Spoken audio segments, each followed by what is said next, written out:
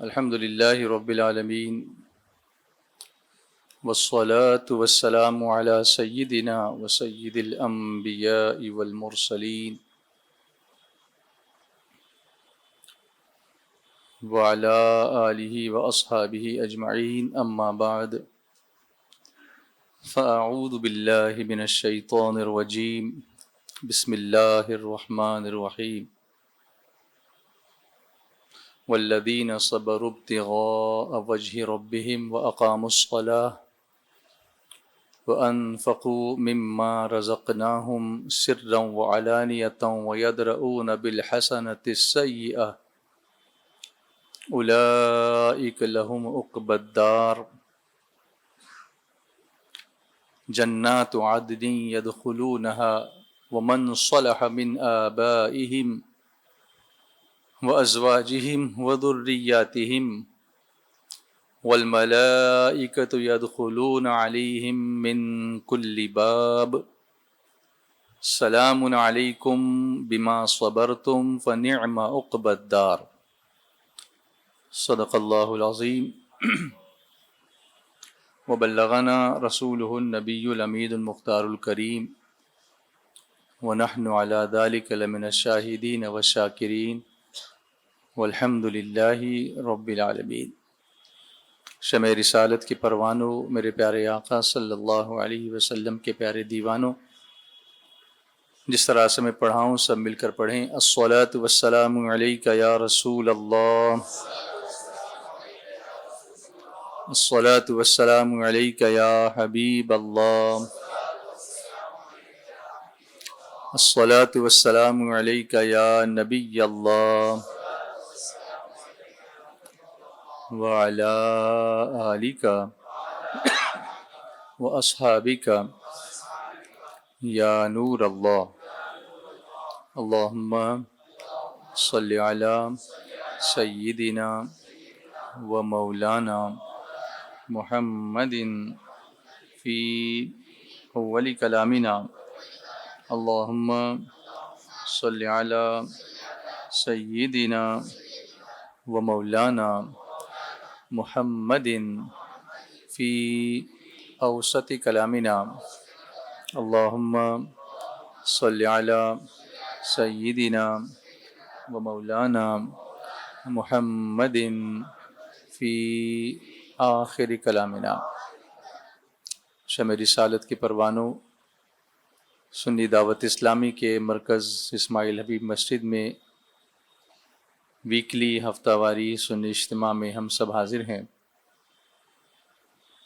اور آج کی تاریخ السلطنت محبوب یزدانی سید سلطان قدوۃ الکبریٰ مخدوم اشرف جہانگیر سمنانی رضی اللہ تعالی عنہ سے فیض حاصل کرنے کی تاریخ بھی ہے۔ ان کے عرس کی تقریبات چل رہی ہیں، اسی سلسلے میں آپ نے منقبت بھی سماعت فرمائی۔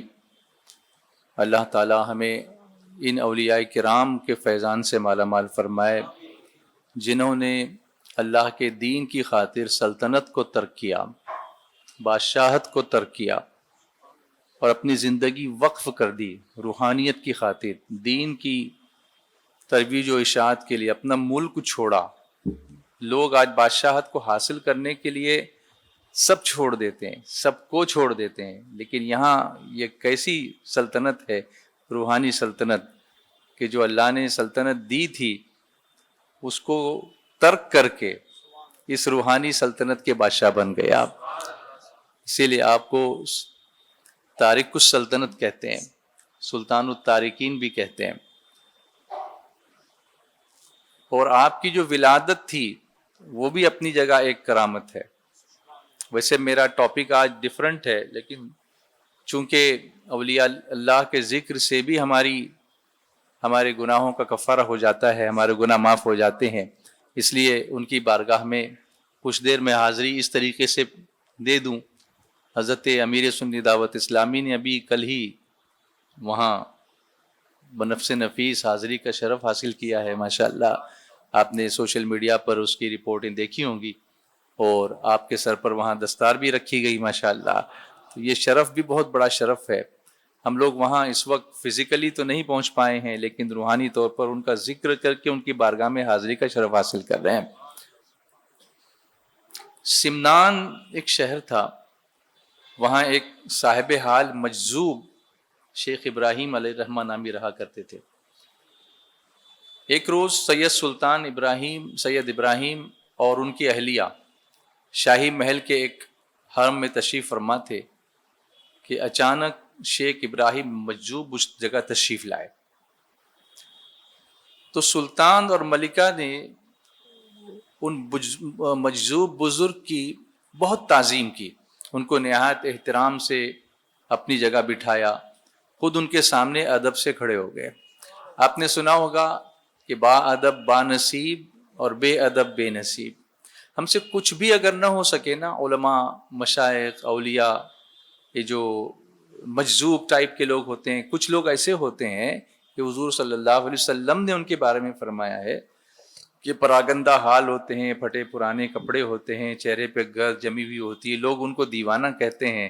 لیکن اگر یہ دیوانے کسی بات پر اللہ کی قسم کھا لیں تو اللہ ان کی قسم کو ضرور پورا فرماتا ہے. ایسے ہوتے ہیں. تو ان کی تعظیم انہوں نے کی.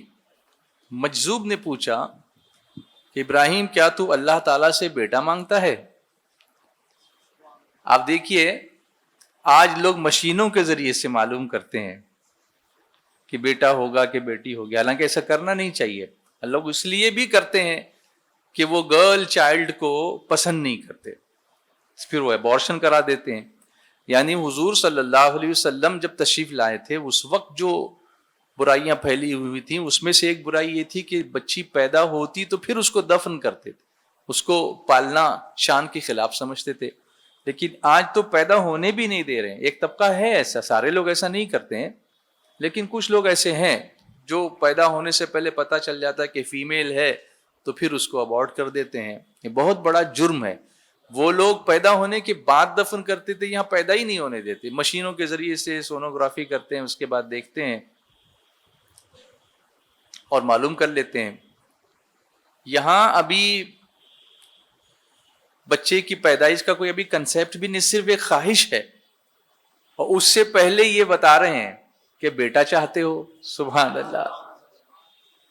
قرآن پاک میں اس سلسلے میں جو آیت ہے، یقیناً قرآن کی ہر آیت پر، ہر نقطے پر ہمارا ایمان ہے کہ ماں کے پیٹ میں کیا ہے اللہ کے سوا کوئی نہیں جانتا. لیکن اس ضمن میں علماء نے اس کی تفصیل بھی بیان کی ہے کہ اللہ جس کو بتا دے تو وہ اللہ کے بتانے سے جانتے بھی ہیں اور بتاتے بھی ہیں. سبحان اللہ. ایسے کئی واقعات بھی ہوئے ہیں، کئی واقعات بھی ہوئے ہیں. تو پوچھا کیا تم اللہ سے بیٹا مانگتے ہو؟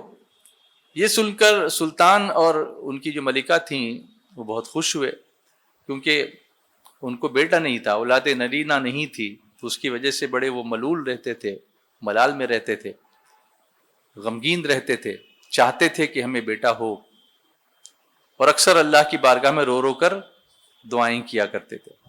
اب جب مجذوب کی زبان سے اچانک انہوں نے یہ سنا تو دونوں کے چہروں پر خوشی آ گئی. سلطان نے ادب سے عرض کیا آپ بزرگ ہیں، دعا فرما دیں. دیکھو ہمارے بزرگوں کا یہ سلسلہ رہا ہے کہ اللہ ہماری سنتا ہے، یقیناً سنتا ہے، لیکن کچھ اللہ کے بندے ایسے ہوتے ہیں جو اللہ سے بہت قریب ہوتے ہیں اور ان کی زبان سے کوئی بات نکلتی ہے تو اللہ رد نہیں فرماتا. اسی کو ہم کہتے ہیں بزرگوں کے وسیلے سے ہم دعائیں کرتے ہیں، یا ان کی دعاؤں سے کہ طفیل اللہ ہمیں عطا فرماتا ہے. تو یہ سلسلہ بہت پہلے سے چلتا ہے. دعا فرما دیں. مجذوب جو بزرگ تھے انہوں نے اولاد کی دعا فرما دی، اولاد نرینہ کی، نرینہ کہتے ہیں لڑکے کو، لڑکے کے لیے دعا فرما دی. یعنی صرف اولاد کی دعا نہیں کی بلکہ تم کو لڑکا اللہ دے، ایسی دعا فرما دی. اور اٹھ کھڑے ہو گئے. کچھ دن گزرنے کے بعد سلطان ابراہیم جو تھے انہوں نے خواب میں سرور کائنات، فخر موجودات، سرکار دو عالم، احمد مجتبیٰ جناب محمد مصطفیٰ صلی اللہ علیہ وآلہ وسلم کو خواب میں دیکھا. تو حضور صلی اللہ علیہ وسلم نے خواب میں ان کو بشارت دی، خوشخبری دی اور فرمایا اے ابراہیم اللہ تجھ کو 2 بیٹے عطا فرمائے گا. اب یہاں ایک کی مانگ تھی، جتنا دیا سرکار نے مجھ کو اتنی میری اوقات نہیں، یہ تو کرم ہے ان کا ورنہ مجھ میں تو ایسی بات نہیں۔ 2 بیٹے عطا فرمائے، حضور بتا رہے ہیں، وہ بھی خواب میں بتا رہے ہیں، بڑے کا نام اشرف رکھنا اور چھوٹے کا نام آراف رکھنا۔ اشرف اللہ کا ولی ہوگا اور اللہ کی بارگاہ میں مقرب بندہ ہوگا، سبحان اللہ۔ یعنی اس کے بعد کیا ہوگا یہ بھی حضور بتا رہے ہیں۔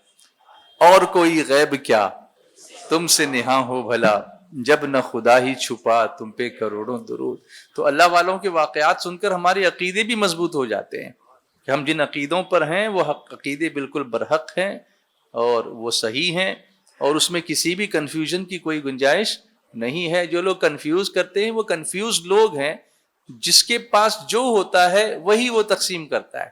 اگر کسی کے پاس خوشی ہوگی تو وہ خوشی بانٹے گا، کسی کے پاس غم ہوگا وہ خود غمگین ہوگا تو دوسروں کو بھی رلائے گا۔ آپ دیکھو کوئی اگر اپنے غم کا بیان کرے گا تو دوسرے بھی رونے لگتے ہیں۔ کسی کے پاس دولت ہوگی تو وہ بانٹے گا، کسی کے پاس علم ہوگا تو وہ تقسیم کرے گا۔ اسی طرح کسی کے پاس اگر کنفیوژن ہوگا تو سب کو کنفیوز کرتا رہے گا کہ ایسا کیسے ہو سکتا ہے، ویسا کیسے ہو سکتا ہے، حضور کو یہ معلوم تھا کہ نہیں تھا، وہ سب کنفیوز ہی کرتا رہے گا۔ اسی لیے اسلام شک والا دین ہے ہی نہیں۔ الف لام میم ذالک الکتاب لا ریب فیہ، اللہ نے فرمایا الف لام میم، یہ بلند رتبہ کتاب، یہاں شک کی کوئی گنجائش ہے ہی نہیں، اس میں ڈاؤٹ ہے ہی نہیں۔ تو میرے آقا علیہ الصلوۃ والسلام نے فرمایا کہ اس کی پرورش بھی اور تربیت بھی خاص طریقے سے کرنا۔ اب جب اللہ والوں کی آمد ہوتی ہے نا تو ان کے چرچے بھی پہلے سے ہوتے ہیں۔ حضرت سید اشرف جہانگیر سمنانی قدس سرہ العزیز کی ولادت سے 3 مہینے پہلے، 3 ماہ قبل، اہل سمنان نے پھر ایک مجذوب کو دیکھا جو شہر کے گلی کوچوں میں نہایت بلند آواز میں صدا لگا رہے تھے اور پکار رہے تھے، با ادب با ملاحظہ ہوشیار، جہانگیر زماں اشرف دوراں تشریف لاتے ہیں۔ سبحان اللہ۔ ابھی آمد نہیں ہوئی ہے، اس سے پہلے یہ چرچے ہو رہے ہیں، اس سے پہلے یہ اعلان کیے جا رہے ہیں کہ با ادب با ملاحظہ ہوشیار، جہانگیر زماں اشرف دوراں تشریف لاتے ہیں۔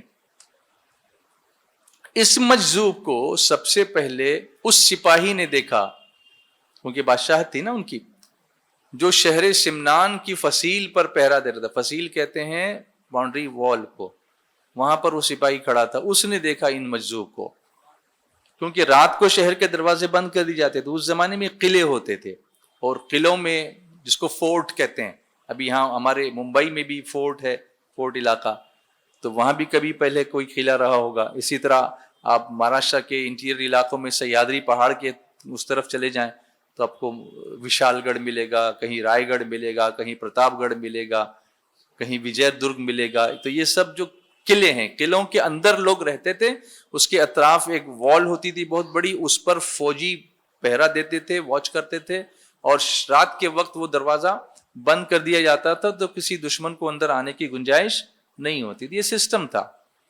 اب وہ سسٹم نہیں ہے۔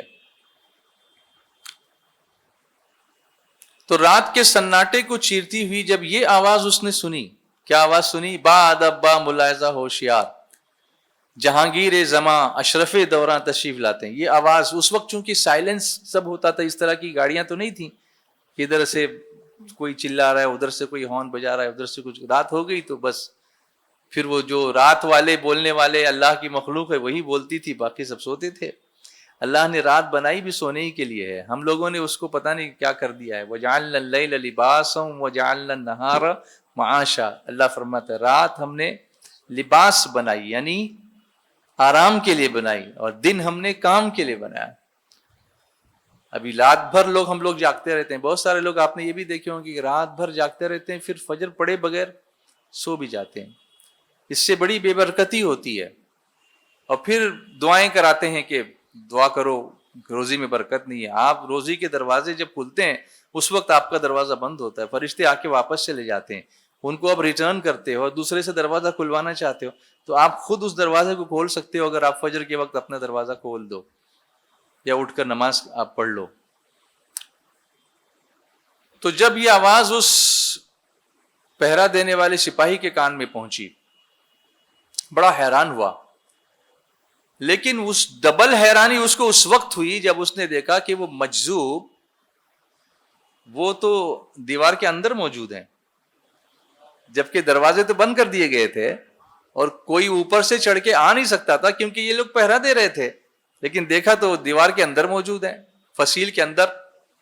اب سپاہی پر دہشت طاری ہوگی، وہ گھبرا گیا بالکل، اور حیرت سے ان کی طرف دیکھ رہا تھا جن کی آواز بہت اور بلند ہوتی جا رہی تھی۔ کوئی لاؤڈ سپیکر نہیں تھا، کوئی لاؤڈ سپیکر نہیں تھا۔ یہ لاؤڈ سپیکر ہم لوگ اب یہ یہاں سے ہٹا دو کہ آپ میری آواز نہیں سن پاؤ گے، لیکن حضور صلی اللہ علیہ وسلم کا ایک معجزہ حجۃ الوداع کے موقع پر حدیث شریف میں آیا ہے کہ تقریباً 1,24,000 صحابہ کا مجمع تھا، اور حضور صلی اللہ علیہ وسلم جبل رحمت کے دامن میں تشریف فرما تھے اور وہاں سے خطبہ دے رہے تھے، تو سامنے بیٹھا ہوا جتنا سنتا تھا آخر میں بیٹھے ہوئے صحابی بھی اتنا ہی سنتے ہوئے نظر آ رہے تھے۔ کوئی مائک نہیں تھا، کوئی لاؤڈ سپیکر نہیں تھا۔ اسی طرح سرکار غوث پاک کے بارے میں بھی آپ نے اور ہم نے سب نے پڑھا ہے کہ جب آپ بغداد کی جامع مسجد میں ممبر پر بیٹھ کر آپ خطبہ دیتے تھے یا وعظ فرماتے تھے، تقریر کرتے تھے، تو پھر یہ ہوتا تھا کہ ہزاروں کا مجمع ہوتا تھا اور سب برابر سنتے تھے۔ تو وہ فیضان نبوت ہے، تیری سرکار میں لاتا ہے رضا اس کو شفیع، جو میرا غوث ہے اور لاڈلا بیٹا تیرا۔ تو آواز بلند سے بلند تر ہوتی جا رہی تھی اور مسلسل وہ مجذوب یہی صدا لگا رہے تھے، با ادب با ملاحظہ ہوشیار، جہانگیر زماں اشرف دوران تشریف لاتے ہیں۔ اس آواز سے شہر سمنان کے در و دیوار گونجنے لگے، سبحان اللہ۔ لوگ حیران تھے کہ یہ دیوانہ کون ہے اور کس کے آنے کی خبر دے رہا ہے۔ یہ وہی شیخ ابراہیم مجذوب تھے جنہوں نے سلطان سید ابراہیم کو، ان کا نام بھی ابراہیم، سلطان کا نام بھی ابراہیم، سید سلطان کو ابراہیم کو فرزند سعید کی یعنی نیک بیٹے کی بشارت دی تھی، خوشخبری دی تھی، اور ان کی ولادت سے 3 مہینے پہلے یہ خبر پورے سمنان شہر میں پھیلا دی تھی، سبحان اللہ۔ آخر مجذوب کی دعا قبول ہوئی، حضور صلی اللہ علیہ وسلم کی بشارت پوری ہوئی، اور سن 708 ہجری کو حضرت سید اشرف جہانگیر سمنانی قدس سرہ العزیز کی ولادت ہوئی، سبحان اللہ۔ اب یہ مجذوب جو تھے، شیخ مجذوب علیہ رحمہ، یہ کچھ دن تو کچھ بھی نہیں کھاتے تھے، اور جب کھانے لگتے تھے تو منو من کھانا ایک ساتھ کھا جاتے تھے۔ یہ بھی اللہ والوں کی کرامتیں ہیں۔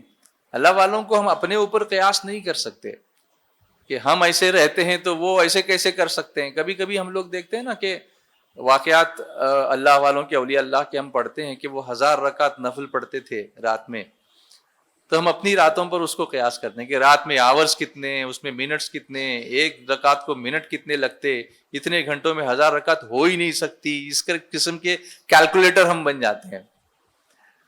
تو رات ہماری جتنی ہے نا، اس رات کو پھیلانے کی قدرت اللہ کے پاس تو ہے نا، وہ اس کو پھیلا دیتا ہے۔ اور قرآن کریم کے ذریعے باتیں ثابت بھی ہیں، جیسے آپ اصحاب کہف کا واقعہ پڑھیں گے، سورۃ الکہف پڑھیے، تو جو لمحہ ان پر ایک دن کے برابر گزرا تھا سونے میں، تقریباً 300 سال دوسروں پر گزرے تھے، تو ادھر یہ 300 سال چلتا رہا لوگوں کے لیے، ان کے لیے ایک دن کے برابر کر دیا گیا۔ اسی طرح قیامت میں بھی ہوگا کہ جو نیکوں کے لیے 50,000 برس کا ایک دن جو ہوگا، وہ کس کے لیے ہوگا؟ عام لوگوں کے لیے ہوگا، لیکن جو اللہ والے ہوں گے ان سے پوچھا جائے گا کہ تم یہاں کتنی دیر کھڑے رہے، کہیں گے فجر کے بعد کھڑے تھے اور عصر تک ہمارا ہو گیا سب کچھ حساب کتاب۔ تو سیم وقفہ، اس کو طے زمانی اور طے مکانی کہتے ہیں، وہی معراج میں بھی ہوا تھا، وہی معراج میں بھی ہوا تھا۔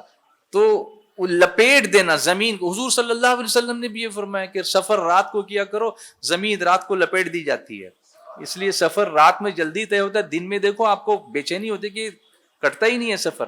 تو حضور علیہ الصلوۃ والتسلیم کا یہ فرمان ہے کہ رات میں سفر کیا کرو۔ بہت ساری حکمتیں ہیں اس میں، تو صرف کرامات اور صرف واقعات سن کر ہم کو گزرنا نہیں ہے، بلکہ اپنی عقیدوں کی اصلاح بھی اس کے ذریعے سے ہم کو کرنی ہے۔ تو ان کو جو خوارق عادات اور کرامات جو ہوتی ہے نا، عادت کے خلاف، کرامت ہے ہی وہ چیز جو عادت کے خلاف ہو، معجزہ ہے ہی وہ چیز جو عادت کے خلاف ہو. ہم لوگ اس کو کمپیئر کرتے ہیں عادت کی بنیاد پر کہ ہماری عادت یہ ہے کہ ایسا ہونا چاہیے, لیکن اگر عادت کے مطابق اگر وہ ہو گیا تو پھر وہ کرامت کہاں رہ جائے گی؟ کرامت از سم تھنگ ڈفرنٹ, جو عام آدمی نہیں کر سکتا ہے وہ کر کے دکھانا یہ اللہ والوں کی شان ہوتی ہے.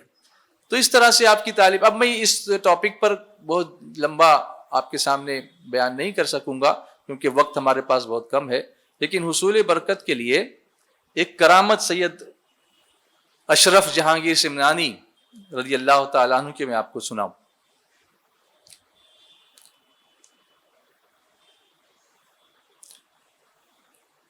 ایک بوڑھا شخص ایک لشکر میں کام کرتا تھا اور وہ لشکر والوں کے لیے, جانوروں کے لیے سالہ سال سے گھاس لے کر آتا تھا جنگل جا کر. اس نے نہایت حسرت کے ساتھ یہ کہا کہ آج یوم عرفہ ہے, ذی الحجہ کا مہینہ تھا, یوم عرفہ تھا, آج یوم عرفہ ہے, حاجی اپنے کعبہ مقصود کو پہنچ گئے, کیا ہی اچھا ہوتا کہ میں بھی اس دولت سے سرفراز ہو جاتا. کوئی ٹکٹ نہیں ہے, ویزا نہیں ہے, پاسپورٹ نہیں ہے, گاڑی نہیں ہے. اچھا اس زمانے میں فلائٹس بھی تو نہیں تھی کہ آج ٹکٹ نکال کے بھیج دیا کسی نے اس کو, جا چلا جا, ایسا بھی پاسبل نہیں. اور عرفہ ہی کا دن بھی تھا, اسی دن وہ کہہ رہا ہے کہ آج یوم عرفہ ہے.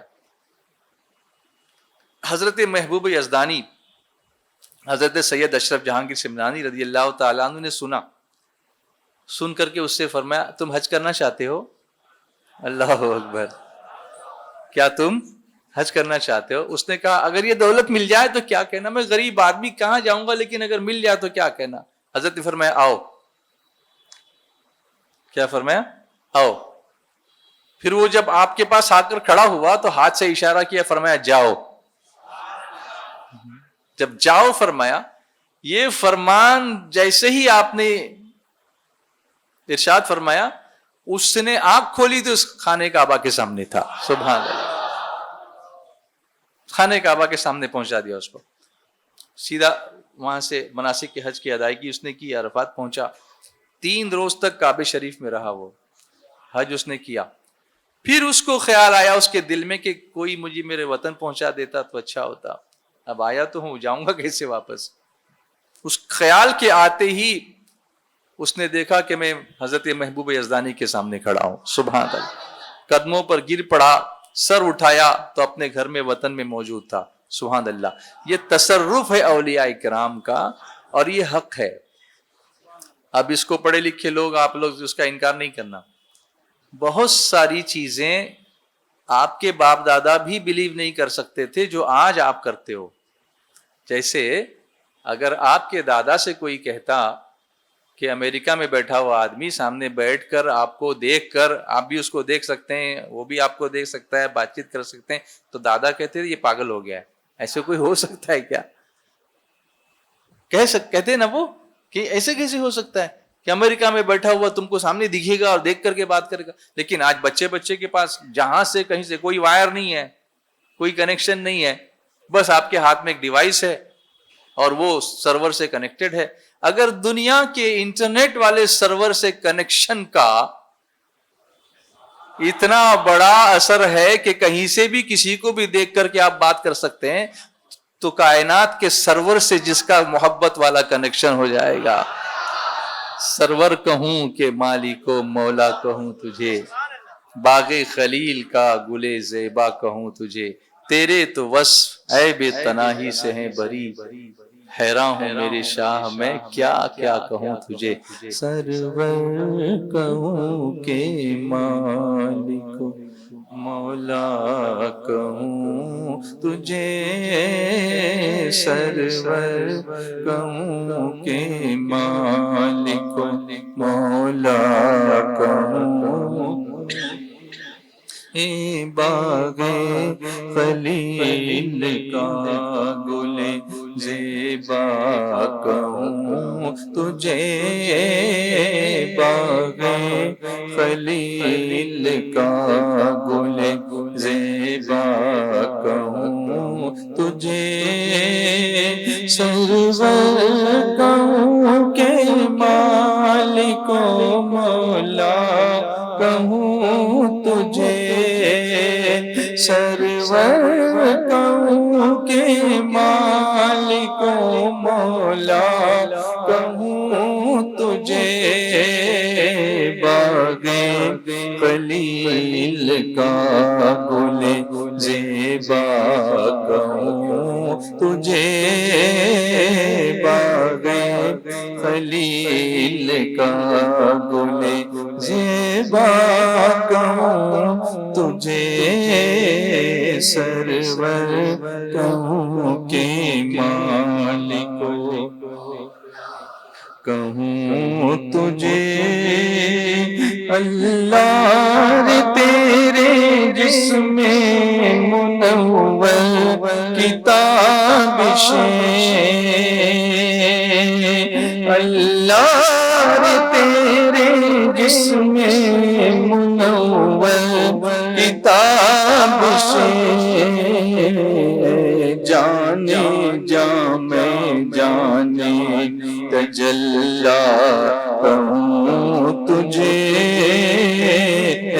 جانے جانے جانے تجلی کہوں تجھے سرور کہوں کے مالک و مولا کہوں تجھے تیرے تو واسطے میں تنہائی سے ہے بری تیرے تو واسطے میں تنہائی سے ہے بری حیران ہوں میرے شام کیا کیا کہوں تجھے حیران ہوں میرے شام کیا کیا کہوں تجھے سرور کہوں کے مالک مولا کہوں تجھے لیکن رضا نے ختم سخن اس پہ کر دیا لیکن رضا نے ختم سخن اس پہ کر دیا خالق کا بندہ خلق کا آقا کہوں تجھے خالق کا بندہ خلق کا آقا کہوں تجھے سرور کہوں کے مالک و مولا کہوں تجھے باغ خلیل کا گل زیبا کہوں تجھے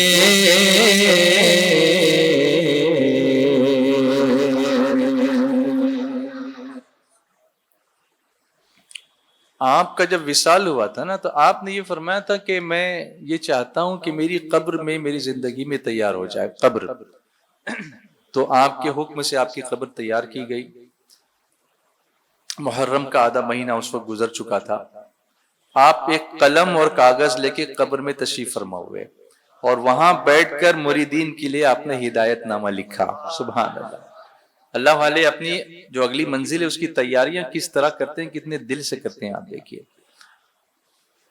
پھر اس میں اپنے عقیدے کی آپ نے وضاحت فرمائی اپنے مسلک کی وضاحت فرمائی مریدین کو وہ راہ سلوک طے کرنے کے طریقے آپ نے بتائے یہ جو رسالہ آپ نے لکھا تھا اس کا نام ہے رسالہ قبریہ وہ مشہور ہے اس نام سے پھر اس کے بعد ظہر کا وقت ہوا آپ نے اپنے جانشین کا انتخاب فرمایا ظہر کی نماز آپ نے ادا فرمائی اور اس کے بعد آپ خانقاہ میں تشریف فرما ہوئے لوگوں نے شیخ سعدی کے اشعار آپ کو سنائے ایک شعر پر آپ کو کیفیت طاری ہو گئی آپ نے شیخ سعدی کے اشعار سنے بلغ العلا بکمالہ کشف الدجا بجمالہ حسنت جمیع خصالہ صلوا علیہ وآلہ اللہم صلی وسلم وبارک علی سیدنا محمد وعلی آلہ وصحبہ اجمعین۔ حضرت شیخ سعدی نے یہ جو ربائی لکھی ہے نا، اس کی بھی عجیب داستان ہے۔ خانہ کعبہ کے سامنے بیٹھے ہوئے تھے، ربائی کہتے ہیں اس کو جس میں 4 مصرے ہوتے ہیں، اور تیسرے مصرے میں وہ قافیہ نہیں ہوتا۔ آپ نے ایک مصرع لکھا بلغ العلا بکمالہ کشف الدجا بجمالہ، بلندی کو پہنچے اپنے کمال سے، دور کر دیا اندھیرے کو اپنے جمال سے۔ حسنت جمیع خصالہ، آپ کی تمام خصلتیں بڑی حسین ہیں، سبحان اللہ۔ اور چوتھا مصرع نہیں آ رہا تھا۔ کبھی کبھی شاعر کے ساتھ ایسا ہوتا ہے کہ ایک مصرع آتا ہے، دوسرے پر پھر دماغ ہی نہیں کام کرتا کہ کیا لکھنا کیا کرنا، پھر اس وقت چھوڑ دینا پڑتا ہے۔ پھر کبھی کبھی جب آنے لگتا ہے تو اچانک پھر وہ جو نازل ہوتا ہے تو وہ پھر کرم ہو جاتا ہے۔ اور اسی عالم میں آپ کی آنکھ لگ گئی تو خواب میں رسول اللہ صلی اللہ علیہ وسلم تشریف لائے۔ سعدی کیا لکھ رہے ہو؟ کہا حضور آپ کی نعت لکھ رہا ہوں۔ اچھا ہمیں بھی سناؤ۔ تو یہ 3 مشرے آپ نے سنائے، بلغ العلا بکمالہ کشف الدجا بجمالہ حسنت جمیع خصالہ۔ سعدی چوتھا مصرع کہا حضور نہیں ہو رہا ہے، فرمایا سعدی لکھو صلو علیہ وآلہ۔ یہ چوتھا مصرع خود رسول اللہ نے عطا فرمایا، سبحان اللہ۔ نعت خوانوں کے لیے، نعت گو شاعر شعراء کے لیے بہت بڑی یہ سعادت ہے کہ حضور کرم فرمائیں، اور جن کے دلوں میں اخلاص ہوتا ہے تو حضور کا کرم ہو ہی جاتا ہے۔ نعت پڑھتے وقت بھی یہ یاد رکھنا چاہیے کہ ہم کسی کو دکھانے کے لیے یہ کام نہ کریں، لوگ واہ واہ کریں گے اس لیے نہ کریں، بس جن کی نعت پڑھ رہے ہیں وہ راضی ہو جائے۔ کام وہ لے لیجئے تم کو جو راضی کرے، ٹھیک ہو نام رضا تم پہ کروڑوں درود۔ تو آپ پر کیفیت تعریف اور اسی کیفیت میں آپ کا وصال ہو گیا۔ تو کچوچا شریف میں آپ کا مزار مقدس موجود ہے، اور اس علاقے میں جنات کو دور کرنے کے لیے بس آپ کا نام لیا جائے جن آتا ہی نہیں ہے، وہ بھاگ جاتا ہے چھوڑ کر کے۔ ایسے کتنے جنات سے آصف زدہ جو لوگ ہوتے ہیں، اس طرح کے لوگ وہاں آتے ہیں اور پھر وہ شفا یاب ہو جاتے ہیں۔ تو یہ اللہ والوں کی برکتیں ہیں۔ اور آج بھی آپ کا مزار شریف کچوچا شریف میں مرجع خلائق ہے۔ آپ کے وصال کو تقریباً 600 سال سے زیادہ کا عرصہ گزر چکا ہے، اور ہر سال محرم کی 26 سے 28 تاریخ تک آپ کے عرس کی تقریبات وہاں پر منائی جاتی ہیں۔ پوری دنیا سے لوگ آتے ہیں۔ اللہ تعالیٰ سلطان التارکین کا صدقہ ہم سب کو بھی عطا فرمائے، اور ہمیں بھی اللہ اس کے رسول کی مرضی کے مطابق زندگی گزارنے کی توفیق عطا فرمائے۔ اب میں آتا ہوں، میں ظاہر سی بات ہے کہ وقت اتنا ہے نہیں کہ میں مکمل آپ کے سامنے وہ پورا جو میں بیان پیش کرنا چاہتا تھا وہ کر سکوں، لیکن جتنا ہو سکے میں آپ کو اس کا گلمپس دینا چاہوں گا انشاءاللہ 10-12 منٹ جو بھی باقی ہیں اس میں۔ ٹاپک آپ نے دیکھا ہوگا کہ اہل و عیال کے ساتھ جنت میں داخلہ، فیملی کے ساتھ، to enter the paradise with family۔ انسان دنیا میں بہت سارے پلانز کرتا ہے، اور جب فیملی والا ہو جاتا ہے تو کہیں جاتا ہے۔ جیسے کسی کو مدینہ شریف کی حاضری نصیب ہو گئی تو آنے کے بعد پھر یہ سوچتا ہے کہ کاش مجھے کچھ ایسا موقع بھی ملے کہ اپنی فیملی کو بھی لے کر کے جاؤں۔ کسی ہالیڈے ڈیسٹینیشن کے لیے بھی آدمی سوچتا ہے کہ چلو گھر والوں کو لے کر کے جاؤں۔ ہر ایک کی اپنی خواہش ہوتی ہے۔ خانہ کعبہ کا طواف کرتے کرتے فیملی یاد آتی ہے کہ کاش میرے بھی بچے میرے ساتھ ہوتے، میرے بال بچے ہوتے، گھر والے ہوتے، وہ لوگ بھی یہاں اگر میرے ساتھ طواف کرتے تو کتنا اچھا ہوتا۔ دوسرے لوگ تو ہیں ہی لیکن میرے گھر والے ہوتے، اہل و عیال ہوتے تو کتنا اچھا ہوتا۔ ایک نیچرل ایک فیلنگ انسان کی ہوتی ہے۔ کیا کبھی ہم نے اس بارے میں بھی سوچا کہ جنت میں جب ہم اللہ اپنے فضل سے جنت نصیب فرمائے، ہمارے اعمال تو ایسے ہیں نہیں مگر امید رکھتے ہیں اللہ سے کہ اللہ درگزر فرمائے گا، عفو فرمائے گا، معاف فرمائے گا، اور رسول کریم صلی اللہ علیہ وسلم کی شفاعت نصیب فرمائے گا، جنت دے گا ہم کو۔ کبھی ہم نے اس کے تعلق سے کوئی پلاننگ کی ہے کہ ہم اپنی فیملی کے ساتھ جنت میں جائیں؟ انڈیویجول تو ہر آدمی سوچتا ہوگا کہ مجھے جنت ملے، لیکن یہ کنسپٹ ہے اور یہ قرآنک کنسپٹ ہے. قرآن کریم پڑھتے وقت ہم اس پر دھیان نہیں دیتے، توجہ نہیں دیتے کہ یہ کنسپٹ بھی قرآن پاک میں کہ why can't we think about entering the paradise with our family. اپنے بال بچوں کو لے کے مجھے جنت میں جانا ہے. اب آپ سوچیں گے کہ کیسے گارنٹی ہو سکتی ہے کہ سب کے سب جائیں، اس میں سب نیک ہوں گے، ایسا کوئی ضروری تو ہے نہیں. اس کی بھی صورتیں بتائی ہیں کہ وہ کیسے پاسبل ہو سکتا ہے، لیکن اس کی منصوبہ بندی ہم نہیں کرتے. اس کی planning we should plan about that, کہ ہم اس کو پلان کریں کہ میں اپنے لیے جنت مانگ رہا ہوں، اللہم انی اسألک الجنہ، اللہ میں تجھ سے جنت کا سوال کرتا ہوں. تو why not ask for the family as well، کہ اللہ میرے اہل و عیال کو بھی جنت میں داخل ہو، میرے ساتھ داخل کر. تھوڑا اس بارے میں سوچو آپ. میں آج اس کو انجام تک نہیں پہنچا سکوں گا اس گفتگو کو، لیکن انیشیٹ تو کر سکتا ہوں، اور وہ انیشیشن میں آج دے کر کے جاؤں گا انشاءاللہ آپ کو.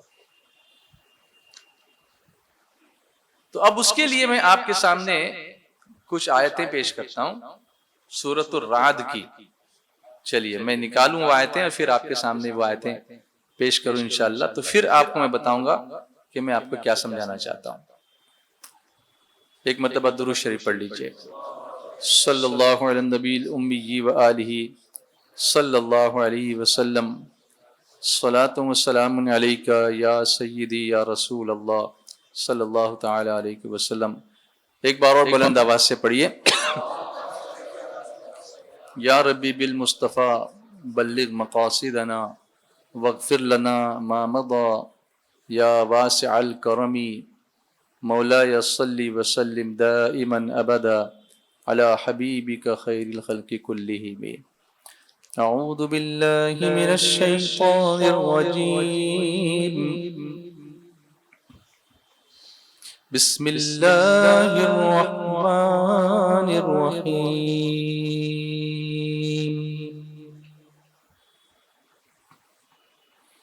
والذین یصلون ما امر اللہ به ان يوصل ويخشون ربهم ويخافون سوء الحساب. والذين صبروا ابتغاء وجه ربهم وأقاموا الصلاة وأنفقوا مما رزقناهم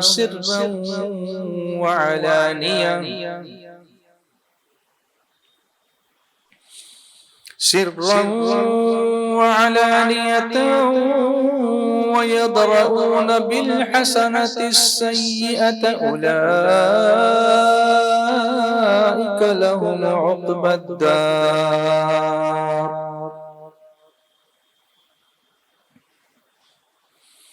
جنات عدن يدخلونها ومن صلح من آبائهم وأزواجهم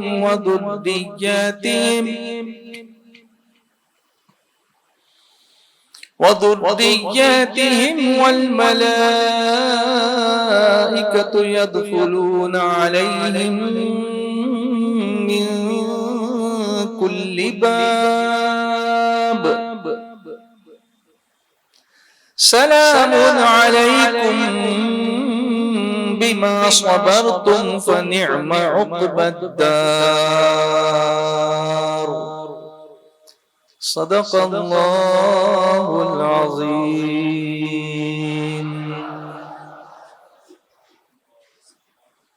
اب میں جتنی آیتیں میں نے پڑھی ہیں ان سب کا ٹرانسلیشن پیش کرنے سے پہلے جو آخر میں جو میری آیت نمبر 23 اور 24 پڑھی ہے سورۃ الرعد کی، یہ سورت نمبر 13 ہے. الرعد، رعد بجلی، لائٹننگ، اس کا بھی ذکر قرآن میں ہے، بجلی کے کڑکنے کا. اب سائنس کو دیکھیے پھر یہاں دیکھیے، پھر سائنس کیا کہتی ہے اس کو دیکھیے، پھر قرآن کریم کو دیکھیے. سبحان اللہ. تو پھر آپ کے دماغ میں بھی وہ بجلی چمکے گی جو آپ کو ایمان کی روشنی سے قریب کر دے گی انشاءاللہ. الرعد، بجلی. اللہ تعالیٰ فرماتا ہے، میں صرف اس کا جو اینڈ ہے نا، صلہ ہے، وہ میں آپ کو بتاتا ہوں. اس کے پہلے کا جو عمل ہے وہ بعد میں ڈسکس کرتے ہیں انشاءاللہ، وہ پریپریشن کیسے ہوگا. لیکن کنسپٹ ہے entering the paradise with family. جنت میں داخلہ کس کے ساتھ؟ فیملی کے ساتھ. کبھی غور کیا تھا اس پر؟ نہیں کیا تھا. موسیٰ بھائی نے بھی نہیں کیا تھا، ابھی کریں گے انشاءاللہ. بسنے کے بعد جنات و عدن، بسنے کے بعد paradise, gardens to stay there, جن میں وہ داخل ہوں گے. کون داخل ہوں گے؟ اچھے اعمال والے ان باغوں میں داخل ہوں گے. اور کون داخل ہوں گے؟ وَمَنْ صَلَحَ مِنْ آبَائِهِمْ وَأَزْوَاجِهِمْ وَذُرِّيَّاتِهِمْ. صرف وہی نہیں داخل ہوں گے جو نیک لوگ ہیں، بلکہ ان کے باپ دادا میں سے جو لائق ہوں گے وہ، اور ان کی بیویاں اور ان کی اولاد، یہ پوری family. Concept of entering the paradise with family. Family کے ساتھ داخل ہوں گے. اللہ فرما رہا ہے باپ دادا بھی جائیں گے، بیویاں بھی جائیں گی، اور اولادیں بھی جائیں گی.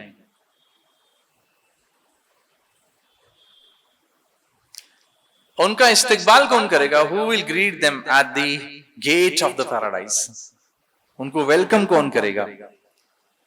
تو اللہ فرماتا ہے وَالْمَلَائِكَةُ يَدْخُلُونَ عَلَيْهِمْ مِنْ كُلِّ بَابٍ. اور فرشتے ہر دروازے پر ان سے یہ کہتے ہوئے آئیں گے، ان پر یہ کہیں گے، فرشتے یہ کہیں گے ان سے، they will tell them، welcome کریں گے فرشتے. کیا کہیں گے؟ سلام علیکم، سلامتی ہو تمہارے اوپر. سبحان اللہ، سلامتی ہو تم پر. پیس بی اپون یو، سلامتی ہے تم پر. بما صبرتم، تمہارے صبر کا بدلہ. ہم لوگ دنیا میں صبر کرتے ہیں، تھوڑے دن صبر کرتے ہیں، بولتے ہیں ارے صبر کر کے کچھ ملا تھوڑی، اتنا صبر کیا میں نے. تو جناب ساری چیزوں کا بدلہ یہیں پاؤ گے تو پھر وہاں کے لیے کیا رکھو گے؟ تھوڑا آگے کی سوچو نا. کچھ چیزیں ایسی بھی ہیں جن کا بدلہ یہاں نہیں ملے گا، اور جب وہاں ملے گا تو آپ سوچو گے اور کسی چیز کا بھی نہیں ملتا تو اچھا ہوتا، ادھر جو مل رہا ہے وہی بہتر ہے. کچھ دعائیں ایسی ہیں جو یہاں قبول نہیں ہوتی، وہ اللہ تعالیٰ آخرت کے لیے اٹھا کے رکھ دیتا ہے اپنے کرم سے. جب اس کے نام اعمال میں وہ ڈالی جائیں گی تو وہ کہے گا یہ تو میں نے کچھ عمل کیا نہیں تھا، یہ آیا کہاں سے؟ تو فرشتے کہیں گے یہ تمہاری دعائیں تھیں جو دنیا میں قبول نہیں ہوئی تھی، اللہ نے تمہارے لیے اس کو ذخیرہ بنا کے رکھ دیا تھا. تو پھر وہ کہے گا کہ کاش دنیا میں میری کوئی دعا قبول ہوتی ہی نہیں تو اچھا ہوتا. یہاں تو روتے ہو نا، قبول نہیں ہوتی، قبول نہیں ہوتی. حضور صلی اللہ علیہ وسلم فرماتے ہیں کہ بندے کی دعا قبول ہوتی ہے جب تک کہ جلدی نہ مچائے. تو صحابہ نے کہا حضور جلدی مچانے کا مطلب کیا ہے؟ میرے آقا علیہ الصلوۃ والسلام نے فرمایا جلدی مچانا مطلب یہ کہنا کہ میں نے دعا کی تھی لیکن قبول نہیں ہوئی، یہ جلدی مچانا. تو اگر ایسا کرے گا نہیں قبول ہوگی. تو یہاں بھی صبر کی ضرورت ہے کہ دعا کی آپ نے تو کچھ چیزیں انسٹنٹ مل جاتی ہیں اور کچھ چیزیں روک دی جاتی ہیں، بعد میں دی جاتی ہیں، کہ اس کو پتا ہوتا ہے، دینے والے کو پتا ہے نا اس کو کہ یہ چیز آپ کے لیے کب بہتر ہے. جسے سمجھانے کے لیے عرض کر رہا ہوں، اللہ ان مثالوں سے پاک ہے. لیکن ایک مائنر ہے، اگر کوئی مائنر نابالغ بچہ ہے، کیا اس کے آپ نام پہ آپ اکاؤنٹ کھول سکتے ہیں؟ اس کا جوائنٹ اکاؤنٹ ہوگا پیرنٹس کے ساتھ، اس کے نام پر آپ کوئی ڈپازٹ بھی نہیں کر سکتے. آفٹر ہی بیکمس میجر، جب وہ مائنورٹی مطلب وہ بڑا ہو جائے گا، بالغ ہو جائے گا، تب وہ پیسہ اس کو ملے گا. تو گورنمنٹ کو بھی یہ پتا ہوتا ہے کہ اس کے ہاتھ میں کب دینا پیسہ. ایک 10 سال کے بچے کے ہاتھ میں پیسہ دو گے تو اس کو یوز ہی نہیں کر سکے گا نا. تو he doesn't know how to use it. بلا تمثیل بلا مثال میں آپ کو سمجھاؤں کہ رب تبارک و تعالیٰ نے ہم کو پیدا فرمایا، وہ بہتر جانتا ہے کہ ہمارے لیے کس وقت کون سی چیز زیادہ بہتر ہے، تو وہ اس چیز کو روکے رکھتا ہے اور مناسب وقت پر ایسا دیتا ہے کہ پھر لینے والا شکر کے نغمے سنانے لگتا ہے. اچھا ہوا کہ یہ مجھے آج ملا. اسی طرح کچھ چیزیں وہ آخرت کے لیے رکھ دیتا ہے, وہ دنیا میں دیتا نہیں ہے. اچھا ایک کنسپٹ یہ. دوسرا یہ ہے کہ کبھی کبھی مانگنے والے کا مانگنے کا انداز اتنا اچھا لگتا ہے کہ اللہ فرماتا ہے جبریل تھوڑا رک جاؤ, اس کا مانگنا مجھے بہت اچھا لگا, اس کو تھوڑا دیر سے دیتے ہیں, اس کو پھر سے مانگنے دو. جیسے آپ اور ہمارے گھر پر بھی کوئی فقیر آتا ہے مانگنے کے لیے اور عجیب و غریب انداز میں کچھ بھی کر کے ٹیڑھا میڑھا کر کے مانگے گا, تب یہ بھائی دے اس کو, چل جانے دے جلدی سے, تو آدمی اس کو بھگا دیتا ہے. لیکن کوئی اچھا پڑھنے والا ہو, بہت اچھی نعت پڑھ رہا ہو, تو گھر کی عورتیں بولتی ہیں رک رک رک ذرا رک, پڑھنے دے, اچھا پڑھ رہا ہے. تو تھوڑی دیر سے ہم دیتے ہیں اور اچھا دیتے ہیں, جو اس نے مانگا اس سے بہتر دیتے, کیونکہ اس کے مانگنے کا انداز اچھا ہے. تو جیسے ہم کو پیار آتا ہے نا, رب کی رحمت کو بھی اچھے مانگنے والے پر پیار آتا ہے. تو اللہ فرماتا ہے اس کو تھوڑا روک دو. تو ہمیشہ دیر سے ملنے کا مطلب یہ نہیں کہ آپ کو ملے گا نہیں, ایسا نہیں, آپ رکے رہیے, ملے گا آپ کو. تو یہ جو پریپریشن ہے فیملی کے ساتھ جانے کا, اب اس کی جو تیاریاں ہیں نا, وہ تیاریاں بہت پہلے سے شروع ہیں. وہ تیاری کیا کیا کرنی ہے یہ اس سے پہلے والی آیتوں میں آیا ہے.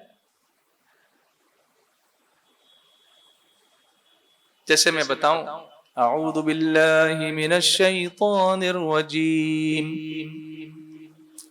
بسم اللہ الرحمن الرحیم, افمن یعلم انما انزل الیک من ربک الحق کمن هو اعمی انما يتذكر اولو الالباب الذين يوفون بعهد الله ولا ينقضون الميثاق.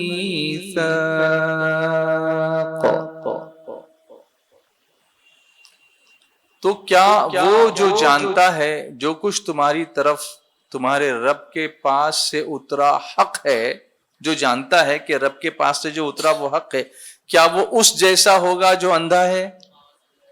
اندھا اور آنکھ والا برابر نہیں ہو سکتے. اسی طرح حق کو پہچاننے والا اور نہ پہچاننے والا یہ دونوں برابر نہیں ہو سکتے.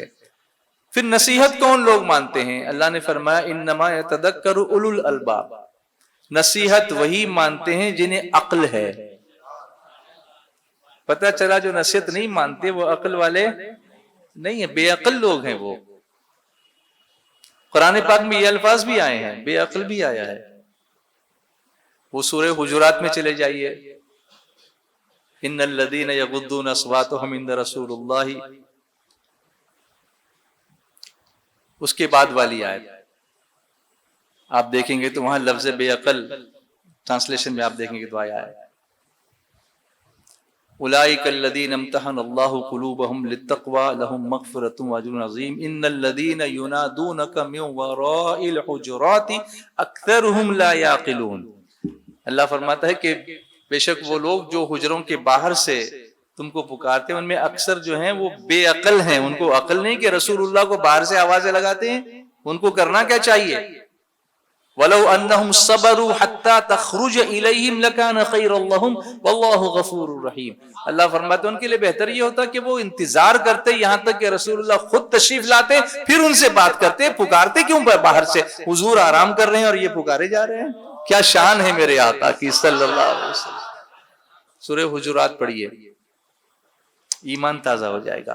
اور یہی آیتیں لکھی ہوئی ہیں حضور کے روضے پر سنہری جالیوں پر اوپر. اگر ذرا نگاہ اٹھا کے دیکھو تو قرآن نظر آئے گا اور سامنے صاحب قرآن نظر آئیں گے. سبحان اللہ, یہ شان ہے میرے مصطفیٰ کی. تو انما یتذکر اولو الالباب, اللہ فرماتا ہے نصیحت وہی مانتے ہیں جنہیں عقل ہے. اب وہ عقل والے کیسے ہیں, ان کی کوالٹیز کیا اللہ بیان فرماتا ہے. الذین یوفون بعہد اللہ, وہ جو اللہ کا عہد پورا کرتے ہیں, وعدہ پورا کرتے ہیں اللہ کے ساتھ جو انہوں نے کیا ہے. ولا ينقضون المیثاق، اور قول باندھ کر پھرتے نہیں، یعنی جو بات کہتے ہیں اس کے بعد اس سے پلٹتے نہیں ہیں. Don't go back after they have said some thing, ایسا نہیں کرتے. اب اس کی تفصیل پوری بیان کرنے کا وقت تو ہے نہیں، کیونکہ اب ذکر بھی کرنا ہے، وقت کے اندر دعا بھی پوری کرنی ہے، اس لیے میں یہیں پر اس کو سٹاپ کرتا ہوں، اس امید پر کہ اللہ نے پھر کبھی چاہا یہاں نہیں تو کہیں اور انشاءاللہ مکمل اس کو ٹاپک کو کور کرنے کی کوشش کروں گا. لیکن آپ یہ آیتیں ضرور ڈھونڈیے گا، سورہ رعد کی آیتیں ڈھونڈیے گا آپ، آیت نمبر 19 سے آگے پڑھتے جائیے گا. اسی طرح سورۃ الطور کو پڑھیے گا، اس میں تو یہ بتایا گیا کہ یہاں تو یہ ومن صلح من آبائی، اس میں جو تمہارے نیک جو باپ دادا ہیں ان کے بارے میں، لیکن جو اتنے نیک نہیں ہیں ان کو بھی کیسے کور کیا جائے گا، اس کے جیسے اس کے سارے اسباب کیسے ہوں گے، جو اتنے نیک نہیں تو وہ کیسے جائیں گے ساتھ میں. تو اس کا بھی ذکر کیا گیا ہے کہ جو اس درجے کو نہیں پہنچے ہیں جس درجے کو یہ اللہ والے پہنچے ہیں، ان کو کس طریقے سے اللہ ان کے ساتھ جنت میں داخل فرمائے گا وہ بھی. اور ان کی مغفرت کی دعائیں کون کرتے ہیں؟ وہ فرشتے کرتے ہیں. کون سے فرشتے کرتے ہیں؟ وہ جو حملۃ العرش ہیں، جو عرش کو اٹھائے ہوئے، وہ فرشتے ہماری مغفرت کی دعائیں کرتے ہیں. یعنی اس امت کا الحمدللہ ایک خاصہ ہے کہ اللہ تعالی ہماری بخشش کے لیے فرشتوں سے بھی الحمدللہ ہمارے لیے دعائیں کرواتا ہے. یہ کرم ہے. کوشش کریں کہ ہم پریپئر کریں اپنے آپ کو بھی، اپنی فیملی کو بھی، کیونکہ ابھی تک تو ہم نے یہ سنا تھا کہ یا ایھا الذین آمنوا قوا انفسکم واہلیکم نارا وقودھا الناس والحجارہ. ابھی تو یہ سن رہے تھے کہ جہنم کی آگ سے اپنے آپ کو اور اپنی اولاد کو بچاؤ. تو جہنم کی آگ سے بچانے کی بات تو برسوں سے سن رہے ہیں، لیکن بچنے کے بعد اب جانے کی بات بھی تو کرو کہ جہنم کی آگ سے بچیں گے تو جائیں گے کہاں؟ جنت میں. تو اکیلے جائیں گے، فیملی کو لے کے جائیں گے ساتھ میں. اور ایک فیملی مطلب فیملی سے مراد یہ کرنٹ نسل نہیں ہے، وہ اوپر والی نسل اور بعد والی وہ سب اس میں شامل ہو جاتی ہے. یہ بھی ہے. اس سے پتہ چلا کہ ماں باپ کی دعائیں یا باپ دادا کی جو دعائیں، اجداد آبا و اجداد، ان کی دعاؤں کی، ان کے وسیلے سے بھی ہماری گناہ معاف ہوتے ہیں، ان کے وسیلے سے بھی اللہ جنت عطا فرماتا ہے. تو اللہ تعالیٰ اس پر ہمیں اور مزید تحقیق کرنے اور عمل کرنے کی توفیق عطا فرمائے. السلام علیکم ورحمۃ اللہ وبرکاتہ.